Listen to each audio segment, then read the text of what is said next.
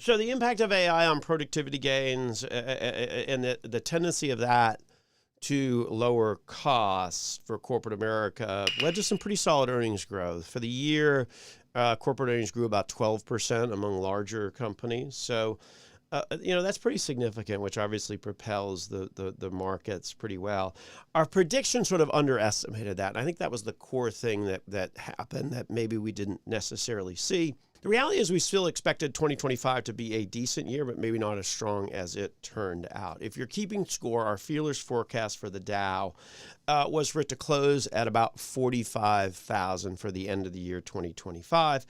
Keeping in mind that started out the year at about 42,500, so we were certainly expecting a positive year, but perhaps one not quite as strong because at the end of the day, while we were predicting maybe a 5 or 6% type of return, the reality is the Dow wound up closing above 48,000 at the end of the year, which was actually up about 13%. The broader markets also did even stronger, with the S&P 500 up about 16%, the Nasdaq up about 20%. So I like to think that we underpromised and the markets then over-delivered for us. I guess that's going to be how we spin it, because we thought the year would be positive, but at the end of the day, it wound up being much more positive than we thought.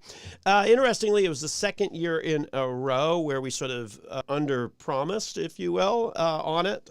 For 2024, I think our feelers forecast on the Dow was for the Dow to close out about 41,500. And it, in fact, closed out about 42,500. So we missed that one by 1,000. Last year, we actually probably a little bit more off since we missed it by 3,000 points on the Dow. And why do we focus on the Dow when the reality is the S&P 500 is probably a little bit better, broader index? Well, it's just tradition. It's what we always have done here on the program, is that we have limited our feelers forecast to just kind of that number on the Dow. Of course, back when this all started 35 years ago, the Dow was the index that everybody knew, and many people didn't know about the S&P 500, so it's funny how things change over a third of a century. So that's the recap for last year. We thought it would be 45,000, sort of under-promised it, if you will.